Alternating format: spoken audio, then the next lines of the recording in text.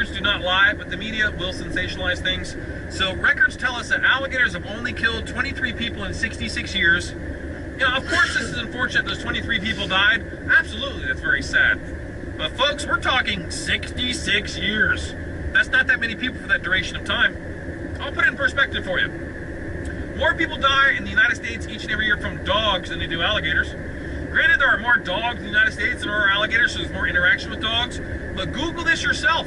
You'll see an average of 30 people a year killed by dogs in the United States. You know, that's more than alligators have ever killed in 66 years combined. And why am I telling you these statistics? Because I hear it all the time on this tour. People come out here and they're deathly afraid of alligators. They think they're in grave danger, that they're going to jump out of the water and attack people. They think they're monsters. But the reality is, there's about 30 homicides a day in the United States. So who's the real monsters? Truthfully, you're actually safer out here on my tour than you are back in Fort Lauderdale. You know, this is hard for some people to believe because some sensationalized, media. But honestly, everything out here is afraid of you. That's the honest to God truth. Well, granted, biting insects are not afraid of you. You know, deer flies, mosquitoes, chiggers, no-see-ums, black flies, they're not going to be afraid of you. Or, a mother bear protecting your cubs, very cautious of humans nearby watching her. But I think you guys will probably do the same thing with your kids.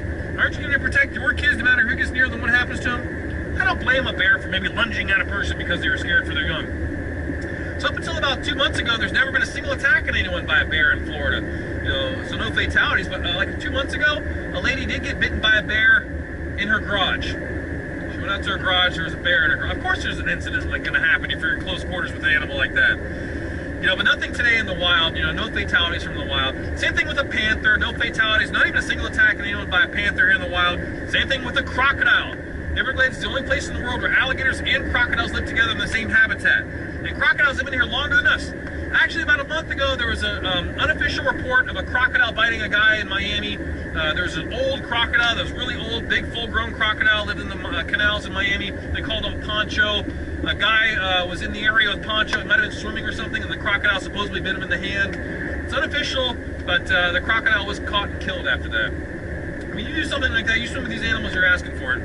And, and with alligators, you have to have common sense and respect to be around them. Last fatality from an alligator in Florida was in 2007. Now, granted, the more people move around these animals, they say about 400 to 800 people a day move to Florida. So, more interaction with these animals, you're going to have, incidents in the future. But other than that, to live around top predators anywhere in the world, you have to have what? Common sense, and you have to respect these animals.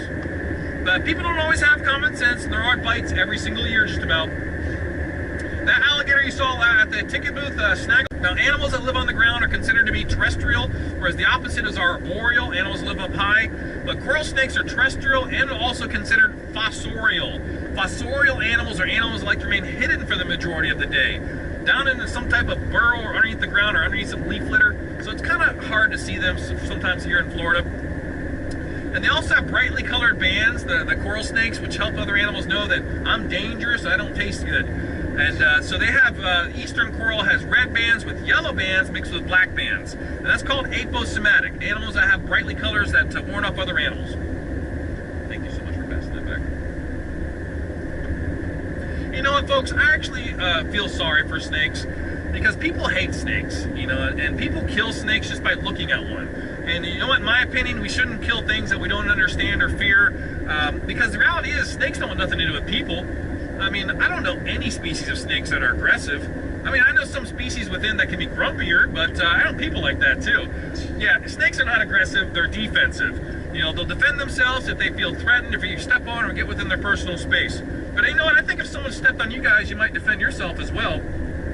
It's kind of like if we went to Africa on a tour and I was your tour guide, and we were looking at giant bull African elephants with long ivory tusks, 6 to 8 foot long ivory tusks. And I gave you a syringe with some poison in it, I don't know, cyanide or a big machete, a big knife. And I said, all right, see that elephant? Go get him, go attack him. Would you? No, he's bigger than you. I mean, you might get lucky enough to get a slice in there if you're lucky, but what's going to happen in the process? He's going to trample you, hit you with those tusks, and that's the way snakes feel. Snakes don't look at each other and go, hey, Jake, I'll be right back. I got to go bite that guy. That's going to be fun. They're not going to do that. We're much bigger than they are, but they will defend themselves if they feel threatened, Step one, get within their personal space, but the best thing to do is leave them alone. They'll leave you alone. don't look at people as a food source. They eat things much smaller than us. And you know what? You know how many people die from snake bites in the United States? I mean, each year? Not that much. Maybe 8 to 12 on average. It's not that common where people actually, die from snake bites here. But, let's take cancer, for instance. You know how many people die in the United States alone from cancer each year? Thousands of people. You know what's ironic is venomous snakes are being used to fight cancer now.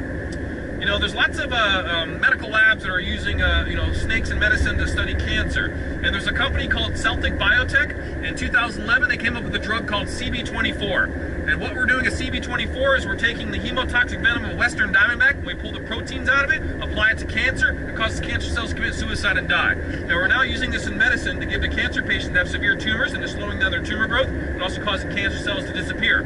Now, the oncologists I've spoken to call it stage 3 development, because we're still looking for the right venomous snake with right potency of venom that will give us the best results. But the U.S. Surgeon General and the National Institute of Cancer, they say this is actually a promising approach for a cure to cancer, venomous snakes, excuse me. And people all over the world are working on it. I actually had one of the guys on my tour that's a Russian scientist. It's an Advanced Cancer Research Foundation, Russian Military Medical Academy. And he says it's working. These patients are definitely showing signs of improvement.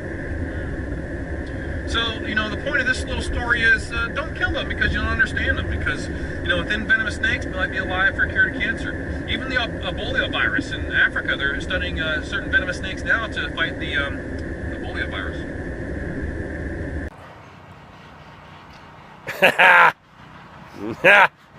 Sorry.